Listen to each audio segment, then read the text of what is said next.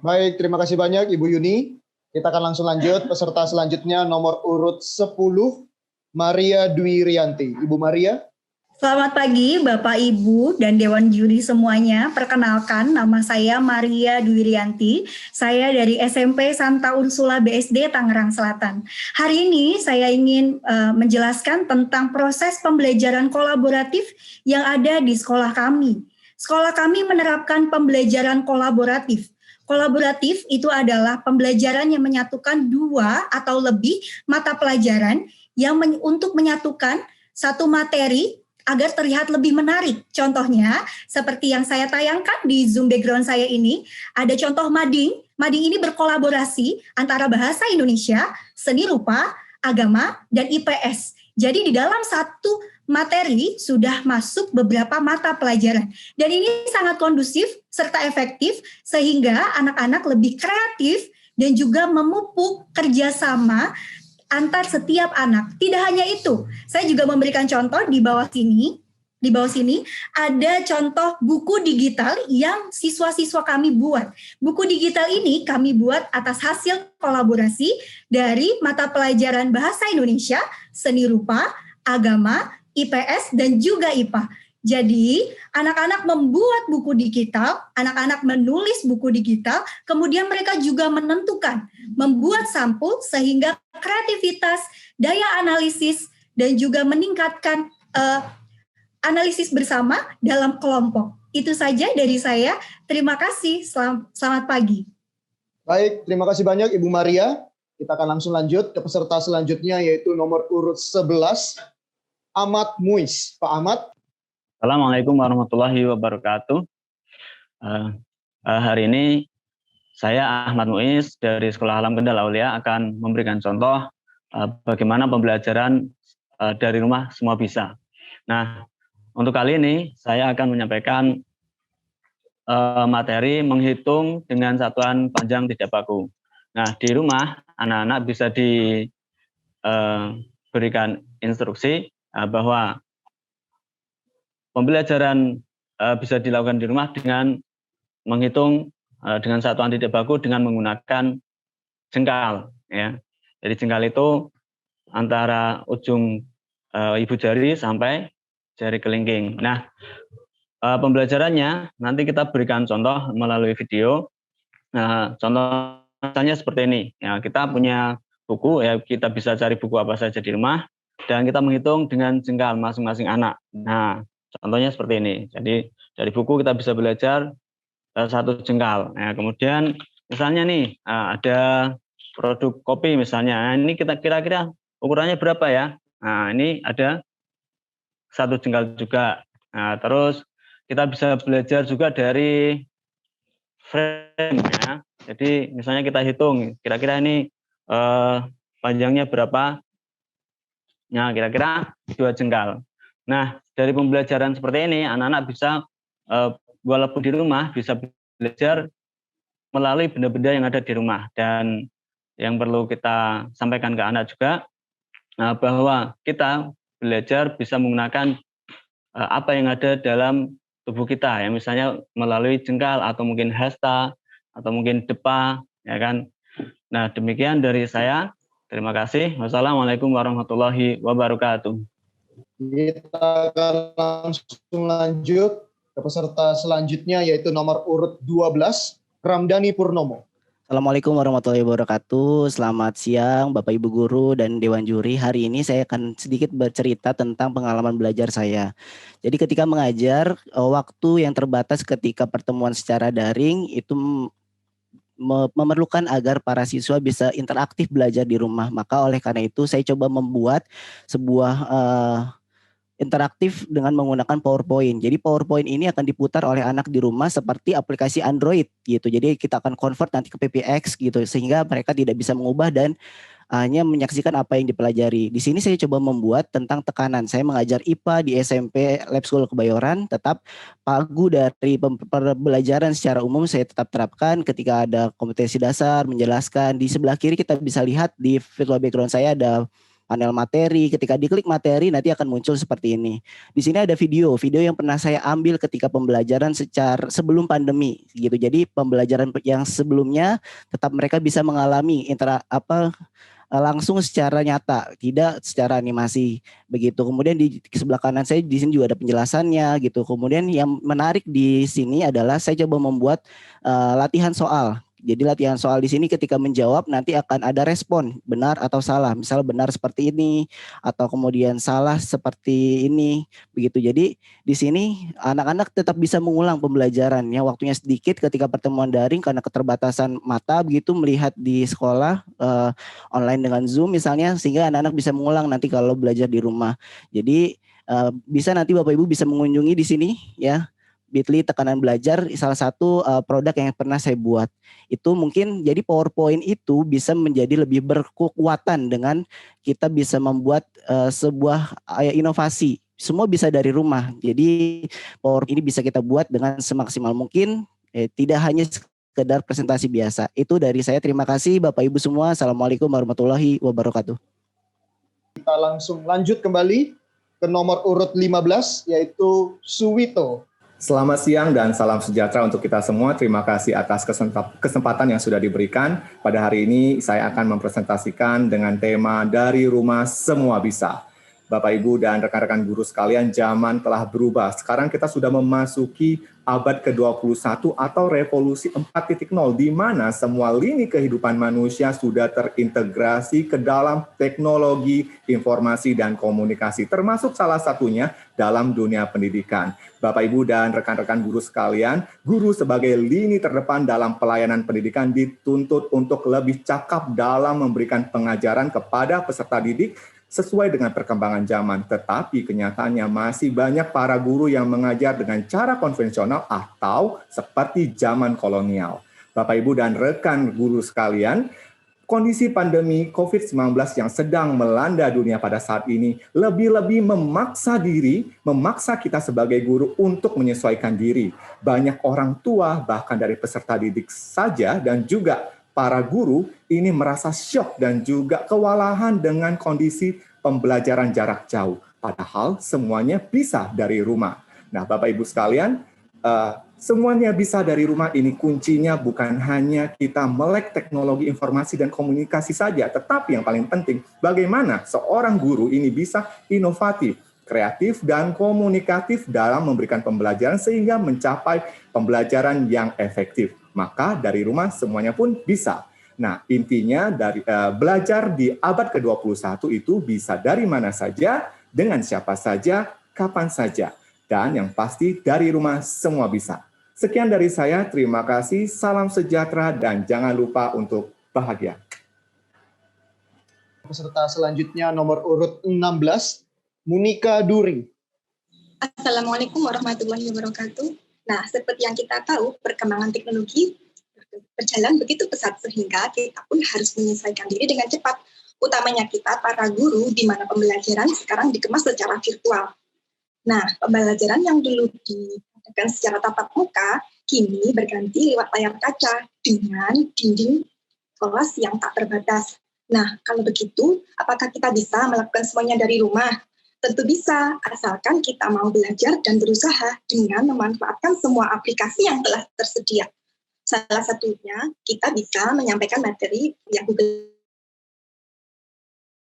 via Zoom, memberikan evaluasi dan latihan soal melalui aplikasi online lainnya, dan kegiatan yang bisa kita sajikan secara menarik generasi milenial ini. Meskipun kita sendiri, para guru, harus beradaptasi dengan cepat.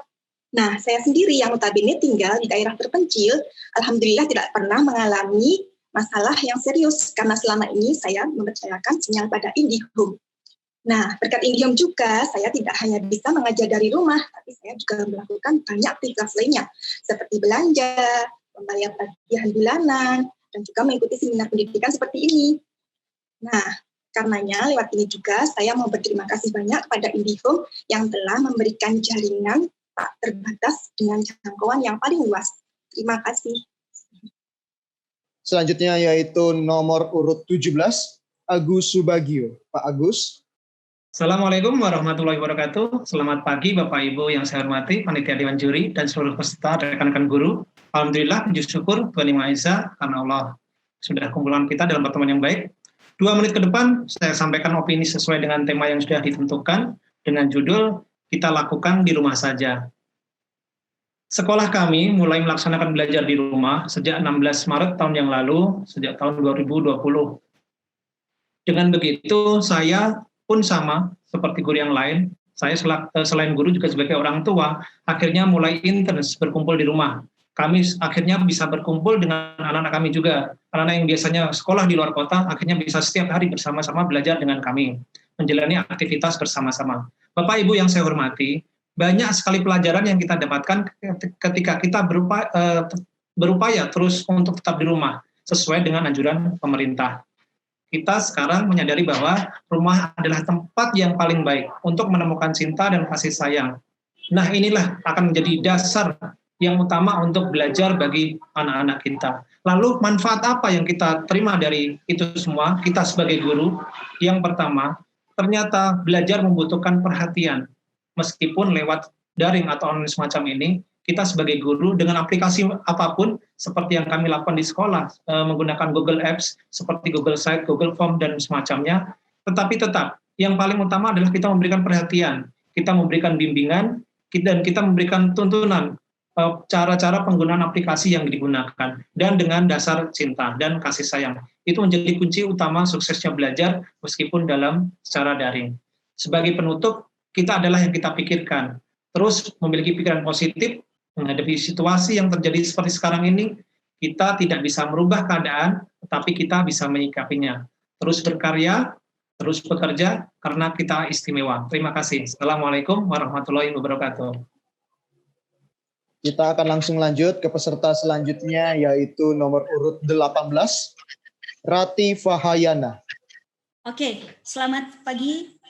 Assalamualaikum warahmatullahi wabarakatuh. Selamat pagi anak-anak, selamat pagi teman-teman Dewan Juri yang terhormat. Perkenalkan, saya Rati Fahayana. Mungkin ada dari kalian yang sudah lupa dengan nama ibu ya. Saya harap kalian tidak lupa dengan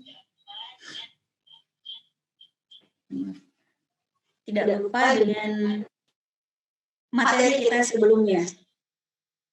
Ya, di mana kita sebelumnya belajar tentang literasi digital. Apa itu literasi digital? Literasi digital adalah suatu pembelajaran yang mengubah kalian menjadi anak-anak digital.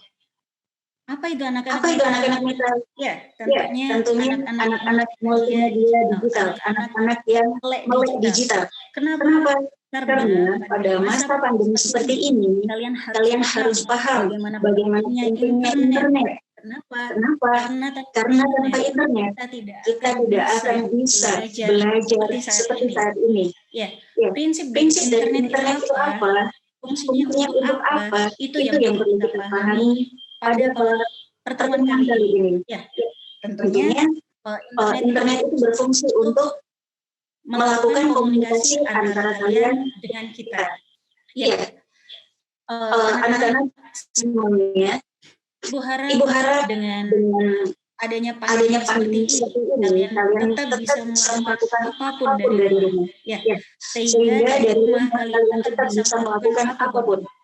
Seperti misalnya, kalian bisa belajar menjadi YouTuber, memanfaatkan platform-platform digital yang sudah pemerintah berikan kepada kita, seperti akses gratis yang diberikan pemerintah seperti Zenius, Wiper School, dan lain sebagainya, atau LSM yang sudah SMA kita berikan kepada kalian.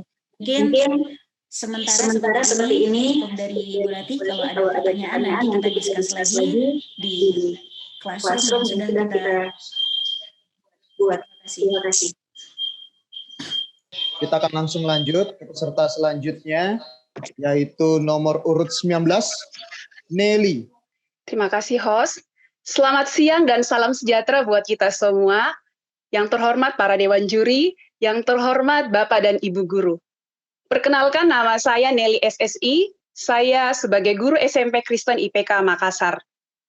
Dari rumah semua bisa. Yes, tepat sekali buat kita sebagai guru. Why? Pandemi COVID-19 yang membuat dunia pendidikan pun kena imbas yang mengharuskan belajar mengajar dari rumah. Tujuannya mengurangi resiko tertularnya virus ini. Perubahan gaya belajar 180 derajat. Saya sebagai guru harus memaksimalkan skill dalam mengajar pada ruang virtual, terutama dalam menghadapi murid, agar tidak bosan dalam belajar, seperti tidak harus kerja tugas terus-menerus atau kita harus ceramah terus-menerus. Saya sebagai guru IPA, maka merubah ruang virtual belajar saya seperti seolah-olah kami sedang belajar di dalam lab sungguhan. Ada kolaborasi antara murid satu dengan yang lainnya, karena saya membagi kelompok untuk aktivitas belajar mereka. Mereka mengetahui alat lab, mereka menjalankan mengoperasikan alat lab secara virtual, dan berdiskusi. Dan hasilnya pun menyenangkan. Dan mereka, anak-anak pun mengasihkan dan semangat untuk mengerjakannya. Padahal kenyataannya semua dilakukan di rumah masing-masing. Jika IndiHome hadir untuk Indonesia, maka perkenankan saya, Ibu Nelly juga hadir untuk Indonesia. Sekian dan terima kasih. Baiklah Bapak Ibu, beri tepuk tangan untuk Bapak Ibu semuanya. Kita telah menyelesaikan kompetisi guru digital hari ini. Bapak Ibu, teman-teman semuanya, kita akan masuk ke sesi tentunya tanggapan dari para dewan juri secara general kepada Bapak Ibu semuanya atas performance-nya barusan.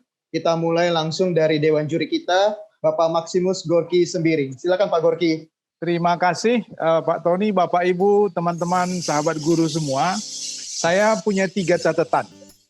Dan 3-tiganya kok kebetulan bagus semua gitu loh.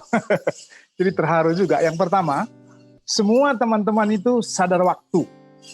Ini artinya teman-teman itu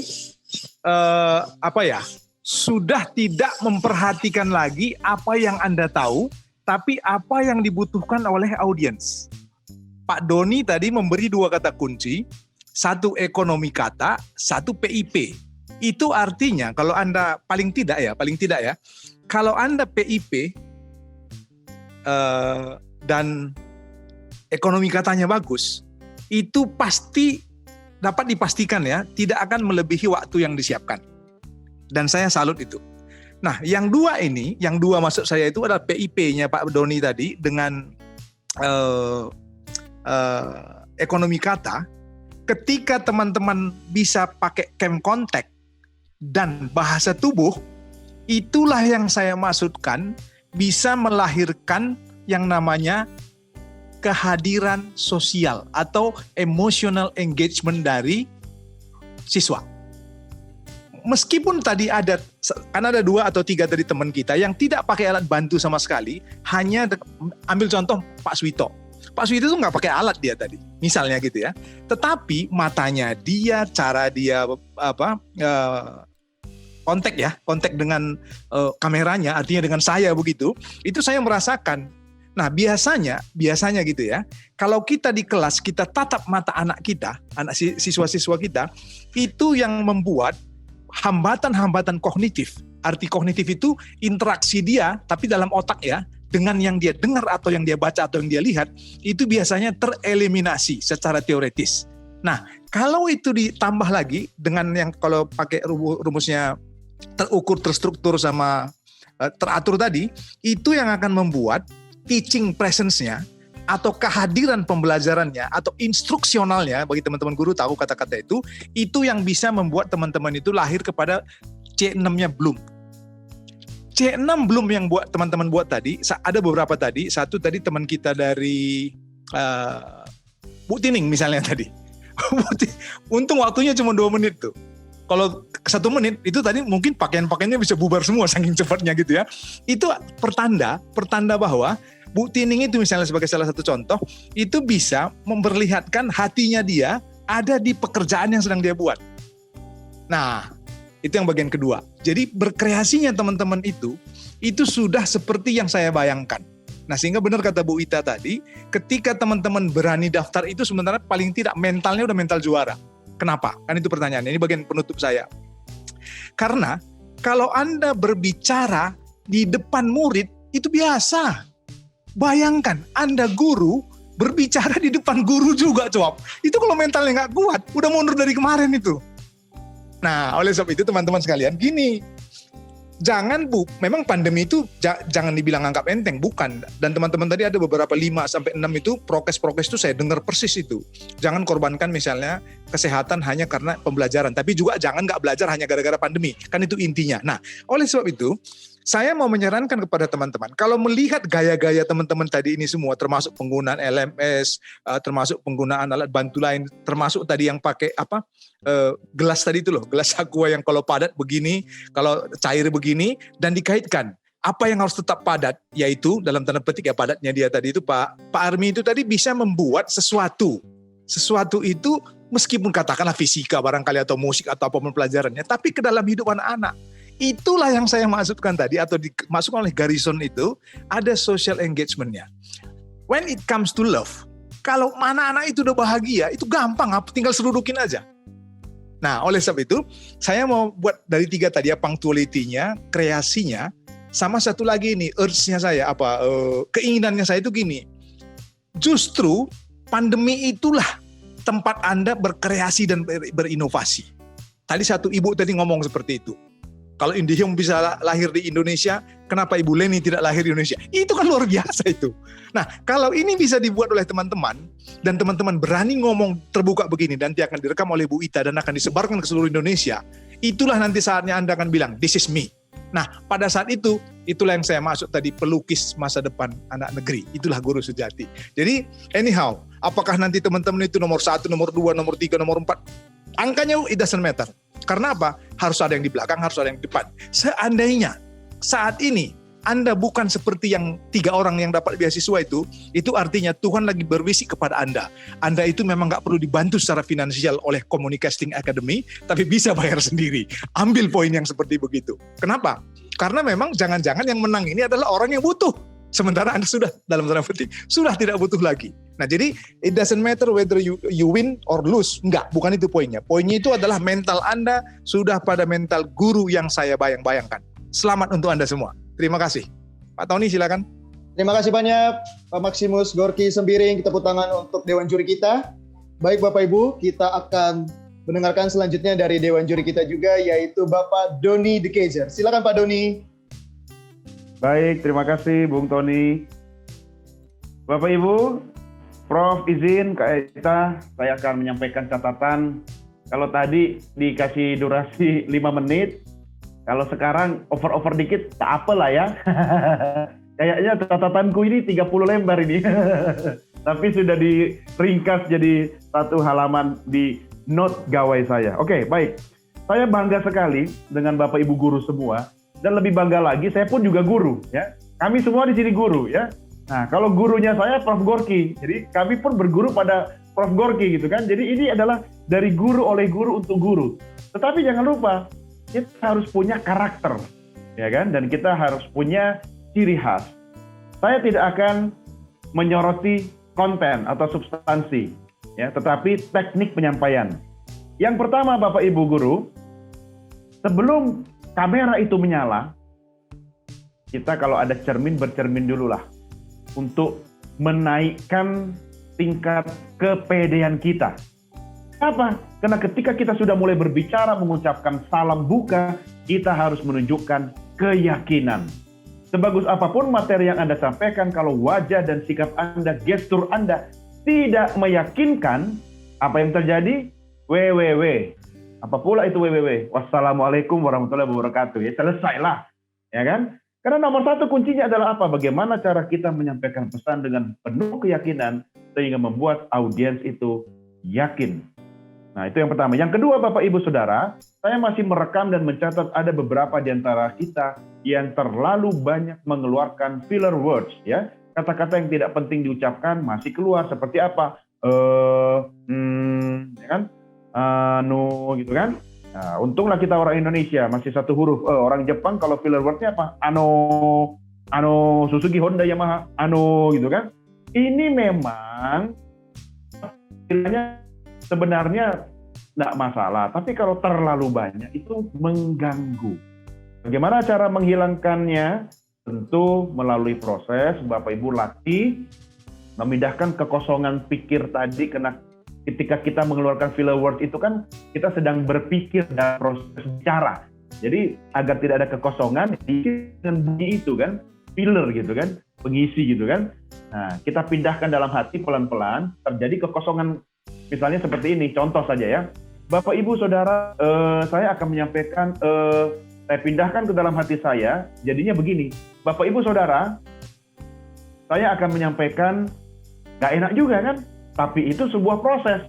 Pelan-pelan, kekosongan itu kita pendekkan.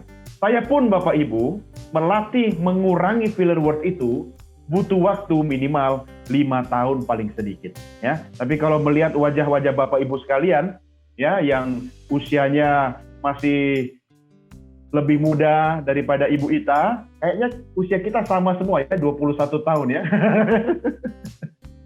Saya percaya dengan latihan yang intensif pasti jauh lebih cepat. Yang ketiga, Bapak Ibu Saudara, perhatikan headroom. Headroom. Ruang di atas kepala Bapak Ibu.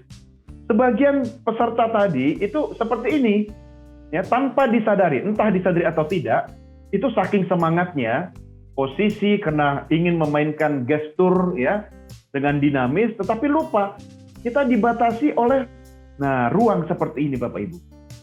Oke, saya juga salut tadi dengan salah seorang peserta sebentar, yaitu Pak Iman ya, kalau tidak salah ya, menggunakan 2 kamera ya, benar ya Pak Iman ya. Nah, untung ketika pindah kamera kedua terlihat secara medium shot, untung pakai celana gitu kan. Nah, kalau saya tidak mungkin saya lakukan itu. Nanti ketahuan saya pakai sarung gajah duduk, gitu kan? Atau dikiranya sarung Doni duduk gitu kan? Nah, nanti dikira endorse pula. Perhatikan Bapak Ibu, ruang tempat kita berbicara. Nah, sebagian besar tadi, contoh Pak Dasrizal, ini sekarang kan pun terpotong sedikit kan? Pak Dasrizal kan mengurangi kegantengan Pak. Nah, kalau di kampungnya Prof. Gorky tidak ada orang ganteng, adanya orang ganteng, ya kan? Nah, jadi pastikan kita pun harus review sebelum kita tampil. Oke? Itu catatan dari saya. Kemudian berikutnya, intonasi mainkan.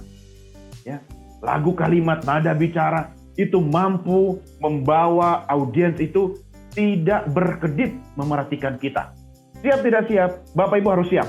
Ketika kemudian Bung Tony mengatakan, oke, selanjutnya misalnya Ibu Mawar, siap ya Ibu? Nggak ada lagi misalnya, sebentar Pak, kok kameraku masih miring ya? Kok dasiku masih ini ya? Nggak boleh. Kita sebagai pendidik, sebagai guru, memberikan keteladanan. Artinya apa? Ketika murid-murid kita on time, kita tidak boleh on time, kita harus early time. Ya, itu bedanya Bapak Ibu. Jadi kalau kita mulai mengajar jam 10 pagi, artinya jam setengah 10 kita sudah siap. Jangan lagi pula jam 10 kita baru masuk, kita masih catok rambut gitu kan. Bikin alis sebelah kiri 30 menit, alis sebelah kanan 30 menit. 1 jam habis hanya untuk bikin alis, ya kan? Untung nggak dengar istri saya ini kan. Kalau kedengaran bisa-bisa internet saya tidak dibayarin gitu kan. Nah, itu perhatikan ya. Kesiapan kita menentukan penampilan kita. Back sound. Nah, saya tadi mengutip yang Pak Iman lakukan. Ini menarik sekali karena saya orang broadcast di televisi. Gambar, suara itu memengaruhi penyampaian pesan.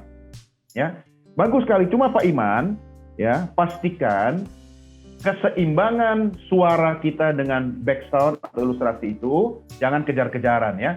Memang kita sangat ditentukan oleh kualitas akses internet kita. Kalau tadi sih lumayan. Ada beberapa kesempatan yang menggunakan teknik seperti Pak Iman tadi, musik ilustrasinya terlalu kencang sehingga suara pembicara utamanya samar-samar. Nah, Bapak Ibu guru boleh menggunakan teknik yang digunakan oleh Pak Iman tadi, tetapi pastikan segala sesuatunya yang menyangkut perangkat harus siap. Kemudian pastikan jarak mulut Anda dengan mikrofon, ya, jangan terlalu jauh, jangan pula terlalu dekat. Nah, ini kan seperti kita mencintai seseorang yang sudah dimiliki orang lain gitu kan. Artinya kalau terlalu jauh, suara tak terdengar. Terlalu dekat, jadinya apa? Gitu kan. Kualitasnya pun tidak bagus. Nah, kemudian yang menyangkut audio, pastikan sambungan kabelnya itu prima. Kalau tidak nanti kresek-kresek lah, dikira kita mau ke pasar bawa tas kresek gitu kan. Itu penting ya Bapak Ibu. Kenapa? Sekecil apapun noise, gangguan, itu bisa memengaruhi terhadap audiens kita. Apalagi coba bayangkan, Kalau saya ngajar mahasiswa kadang-kadang kan dengan alasan kuota Pak, gitu kan, nggak dinyalakan pula kameranya. Mana kita tahu dia betul-betul melihat kita. Kadang-kadang cuma deretan tulisan nama-nama saja yang kulihat, itu pun nama palsu, ya kan? Ada nama aku sayang kamu, gitu kan? Tapi kan kita harus menjaga mood kita sendiri. Jangan kita dipengaruhi oleh lingkungan kita. Kalau kita dipengaruhi lingkungan kita tidak bisa mengendalikan presentasi kita. Ingat Bapak Ibu Guru, jaga mood kita. Dengan demikian, sampai selesai tugas kita, amanlah itu dunia persilatan. Kemudian, sekali lagi saya ingatkan Bapak Ibu, masih ada beberapa di antara kita yang tidak konsisten melakukan hand contact. Ya, mata, tatap mata saya. Nah, itu jangan lupa. Kemudian, eye level, jangan, begini. Saya mau kasih tips ya Bapak Ibu ya. Buat semua, hampir di antara kita semua, kecuali Pak Agus ini. Pak Agus ini bagus ini settingannya. Bu Yuti sudah pas. Ya, Pak Armi, tolong kalau misalnya, ini Pak Armi background sudah bagus. Ya, tapi masih terlalu low. Ya, masih terlalu low posisi laptop, gawai, atau kameranya. Nah, saya sendiri, saya kasih bocoran, saya pakai laptop ya, laptop anak saya ini. Tapi saya ganjel, di bawah laptop saya ada kotak sepatu yang sudah tidak dipakai, ya kan? Sepatu dari Bandung ya, bukan dari Itali gitu ya, karena lebih tinggi gitu kan. Sehingga posisi kamera yang saya pandang ini, itu eye level Bapak Ibu. Sama dengan tinggi mata saya. Nah, contoh, kalau saya letakkan di atas meja tanpa ganjelan, dia akan seperti ini. Ya kan? Jadi saya low angle kameranya. Nah, nanti kan terlihat saya lebih besar. Padahal asli sudah besar. Dikira saya mau presentasi jual kulkas pula kan? Bahaya nanti kan? Ada salah tafsir nanti kan? Nah, jadi perhatikan Bapak Ibu, eye level. Eye level. Kalau terlalu rendah, objek akan terlihat terlalu besar. Kalau terlalu tinggi, objek akan terlihat terlalu kecil. Nah, itu harapan saya agar dilihat agak langsing gitu kan. Berikutnya, ingat Bapak Ibu, berbicara pun itu ada jeda ya. Yang benar jeda, bukan jeda ya. Karena kita ambil nafas ya kan. Jangan seperti apa itu istilahnya, kereta cepat Jakarta Surabaya yang tidak berhenti di stasiun Jogja gitu kan. Langsung cucuk-cucuk gitu kan. Saya khawatir di akhir pembicaraan Bapak Ibu masuk unit gawat darurat, pingsan gitu kan. Bapak Ibu yang berbicara tanpa jeda saja nggak memberi kesempatan kami untuk tarik nafas, kami pun bisa ikut pingsan. Nikmatilah pembicaraan kita, kasih jeda sedikit ya kan, jangan terlalu padat ya kan, kata-katanya, kontennya padat oke, tapi cara berbicaranya ya tolonglah kasih jeda sedikit. Lagu kalimat sudah saya sampaikan, mainkan.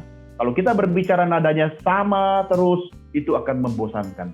Tapi sesekali di awal kita naik, turun, naik. Pas menyebutkan contoh-contoh gitu kan. Ya, kalau tidak punya alat ukur, pakai tangan kita, jari kita, misalnya 1 jengkal, 2 jengkal gitu kan. Lagunya lah Bapak Ibu kita mainkan. Sehingga itu bisa membuat audiens kita tetap fokus. Kemudian ketika menggunakan alat bantu untuk presentasi, pastikan siap dan dalam jangkauan. Ya. Tadi waktu presentasi yang disampaikan Ibu Tini kan itu menarik sekali. Tapi Prof sudah sampaikan tadi, untung durasinya cukup gitu kan. Ketika harus menggunakan alat bantu presentasi dan kita melakukan presentasi secara daring, letakkan semua dalam jangkauan tangan Anda. Sehingga tidak memengaruhi postur tubuh Anda ketika harus mengambil barang-barang tersebut. Dan pastikan ketika menggunakannya tidak menyusahkan diri sendiri. Ya. Kita pun yang melihatnya ketika ya mohon maaf ya Bu Tining ya, untuk tadi Bu Tining aman. Kalau saya misalnya ambil contoh Bu Tining mau pakai kaos, ternyata kaosnya udah sempit nggak muat di kepalaku gitu kan, waduh masalah di saya. Ya kan itu bisa mengganggu. Nah pastikan dekat dari jangkauan dan mudah digunakan, tidak merepotkan diri sendiri. Ya, bagian terakhir kontrol emosi, kontrol nafas dan kontrol suara. Yang paling penting Bapak Ibu, antusiasme itu menular, ya. Kalau Bapak Ibu mengatakan, ayo selamat siang anak-anak sekalian, mana semangatnya? Nggak ada yang semangat, ya. Semangat ya, kayak Bapak ini semangat loh hari ini. Nggak bakalan semangat, ya. Tapi kita dulu yang harus mulai. Selamat siang anak-anakku sayang. Semangat semua ya. Luar biasa, hari ini Bapak akan menyampaikan bagaimana teknik minta uang pulsa kepada Papa secara efektif. Nah, walaupun mungkin kita belum makan, ya kan? Bapak Ibu, kita kalau menipu yang positif tak apalah. Karena kalau kita mau membuat audiens kita antusias dulu. Kita tipu mindset kita, ya kan? Jangan fokusnya ke perut yang kosong. Tapi fokuskan kepada yang saya hadapi ini adalah generasi pemimpin masa depan bangsa. Jadi saya pasti semangat. Kalau Bapak Ibu membaca, ya nggak apa-apa. Ya, taruh catatan di dekat kamera, di sebelah gawai, sebelah laptop, boleh. Tetapi ingat, fokus kita kan ke audiens, ke peserta didik kita. Jadi komposisi atau perbandingan antara kita melihat catatan, melihat contekan, dengan melihat audiens melalui kamera, jangan lebih besar melihat catatannya. Saran saya Bapak Ibu, curi-curi pandanglah ke catatan. Baliklah, lebih lamalah melihat ke lensa kameranya. Ya kan? Jangan kelamaan lihat catatan. Pas kita balik ke lensa kamera, sudah dimatikan semua kamera itu. Ya kan? Ternyata semuanya sibuk main handphone gitu kan. Nah, penting sekali Bapak Ibu. Kita tidak bisa mengatakan, selamat, coba perhatikan Bapak ya. Enggak. Coba Mawar, coba perhatikan Bapak ya. Enggak. Kita dulu yang kasih perhatian. Caranya apa? Kan tidak bisa kita melihat wajah mereka seolah mereka melihat kita. Tidak. Bisa. Dengan beberapa teknik misalnya, kita sebut namanya. Ya, contoh. Ya, kalau tadi kan Bu Nelly menyampaikan dengan semangat. Bu Nelly kan di Makassar. Bu Yuni juga intonasinya bagus. Sebut saja namanya. Itu salah satu cara ketika kita sedang daring, ya. Oke, kalau membaca, ngintip saja, tetap fokus ke audiens dan ingat, jaga mood, ya, dari awal sampai akhir. Kalau kita kemudian sedang mengajar dan melihat banyak kamera yang mati, ya, nggak usah fokus ke yang mati, fokus ke yang menyala. Apalagi yang tersenyum seperti Anda semua sekarang, ya. Saya ini dari tadi perut saya sudah dangdutan ini. Tapi karena melihat wajah Bapak Ibu yang tersenyum, ya kan? Dan menarik cara presentasinya, hilang lapar saya sementara. Hilang sementara. Nanti setelah saya berbicara ini selesai, laparnya 2 kali lipat. Tapi itu salah satu teknik yang bisa kita lakukan untuk menjaga mood. Begitu kan? Nah, karena Bung Tony sudah mengangguk 2 kali, artinya saya harus tutup. Dan kata-kata terakhir saya adalah, pastikan akses internet stabil. Bapak Ibu jangan lupa, be yourself. Jadi diri sendiri, tetapi dalam versi yang lebih baik lagi. Terima kasih, sukses untuk Anda semua. Saya kembalikan ke Bung Tony. Baik, terima kasih banyak Pak Doni. Bapak Ibu, kita berikan tepuk tangan untuk Bapak Doni De Keyser.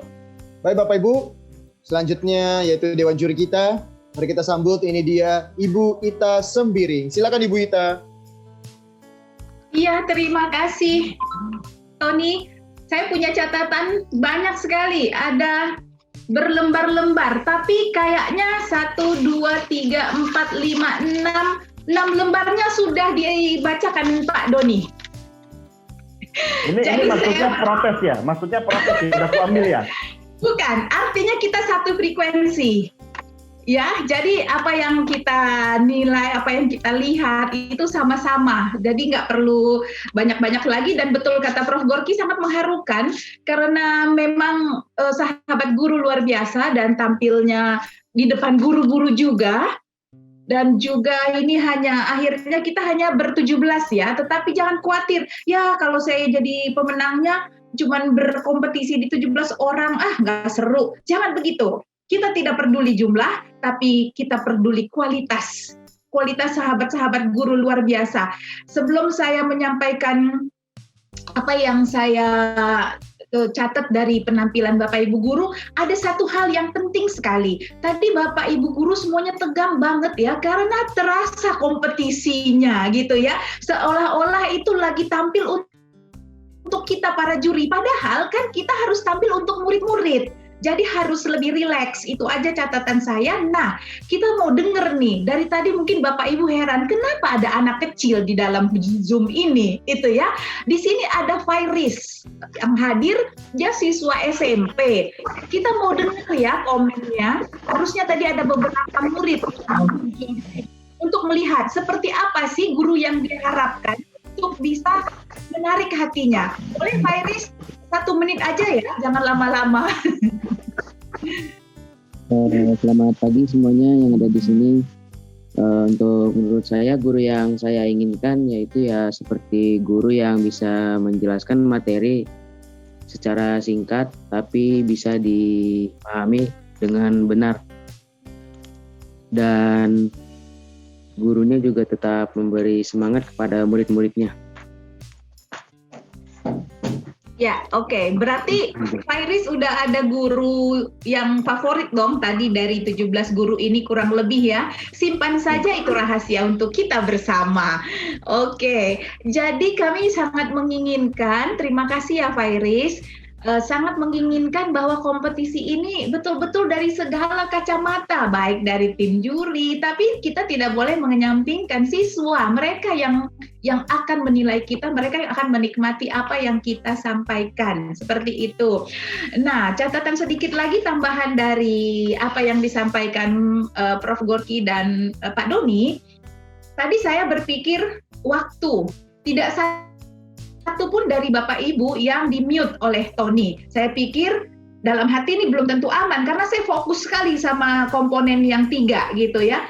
Saya pikir ini belum tentu aman nih, bisa saja kurang, jadi tidak di-mute. Tapi ternyata Prof. Gorky juga ikut memperhatikan waktu dan semuanya betul-betul aman 2 menit, seperti itu ya. Nah, kemudian halangan-halangan yang tadi sedikit saya tambahkan untuk Bapak Ibu guru yang menggunakan teknologi, betul-betul harus dipersiapkan. Saya tambahkan sedikit dari apa yang disampaikan Pak Doni. Kalau di dalam offline, kita dalam pertemuan ada yang disebut handling situation. Bagaimana kita mengatasi? Kalau di dalam offline itu urusan sound system, mikrofon mati, slide nggak jalan, lalu di dalam ruangan panas dan segala macam. Tetapi kalau di cara daring seperti saat ini, kendala yang sama sekali di luar kendali kita adalah faktor eksternal, jaringan internet. Seperti itu. Nah, itu kita sudah harus mempersiapkan. Salah satunya tadi, sahabat guru, Ibu Ratih ya, menyiapkan 2. Ada untuk audio, ada untuk video, tetapi harus tetap dipertimbangkan seperti Pak Doni sampaikan tadi, kabel-kabelnya kemana, ada persiapan yang harus dijamin bahwa itu cukup tampil dengan baik ya, bahwa dia audionya bagus, videonya juga bagus. Tadi materinya bagus, tapi ada feedback, seperti itu. Nah, jadi handling situation baik juga seperti yang tadi disampaikan, saat murid-murid kita terlihat tidak nyaman, tidak senang, itu akan mengurangi mood kita. Tapi kita tahu caranya dengan tidak memperhatikan, tidak memberikan energi berlebih kepada orang-orang yang tidak memberikan aura positif untuk kita. Jadi tetaplah fokus pada apa yang mau kita sampaikan. Dan juga saya apresiasi untuk teman-teman yang menggunakan alat peraga, catatan saya juga sama, saking asiknya itu ya, udah bagus, ada in frame, maju, out frame, gitu, maju tinggal mata, maju tinggal mulut, seperti itu. Jadi harus hati-hati sekali dengan penampilan di layar yang hanya kecil ya, Zoom ini. Dan satu lagi catatan soal background. Hari ini semuanya aman, baik itu pakai virtual background ataupun pakai background yang nyata. Nggak ada yang tiba-tiba Bapak Ibu lagi mengajar, ternyata di belakangnya ada handuk basah tergantung. Bagus kalau masih handuk ya. Kalau hal-hal lain yang tergantung, kita kan suka lupa, aduh terlambat nih harus masuk Zoom. Seperti itu. Tapi saya lihat Bapak Ibu semua background-nya rapih sekali, sesuai dengan apa yang mau disampaikan. Dan juga jangan lupa Bapak Ibu sekalipun ini kompetisi, tetap harus rileks bahwa Bapak Ibu itu menyampaikan materi untuk para siswa, bukan untuk para juri saja, seperti itu. Nah, semoga kompetisi hari ini, siapapun yang akan keluar sebagai pemenangnya, yang kita katakanlah yang terbaik untuk hari ini, siapapun yang akan mendapatkan kesempatan beasiswa ataupun hadiah, tapi kompetisi hari ini akan bisa menjadikan kita semua sahabat guru di sini menjadi guru sejati tanpa makan hati. Baik, terima kasih banyak Bapak Ibu. Saya Tony Saputra mewakili tentunya IndiHome, Telkom Indonesia, Rumah Kreatif dan juga Komunikasi Academy mengucapkan terima kasih atas partisipasinya. Ditunggu pengumumannya hari ini juga melalui WhatsApp Group. Ya, terima kasih Bapak Ibu. Kami mohon undur diri. Wassalamualaikum warahmatullahi wabarakatuh. Waalaikumsalam. Shalom. Om Santi, Santi, Terima kasih Bu Maria. Terima kasih. Sehat selalu. Terima kasih. Terima kasih. Terima kasih.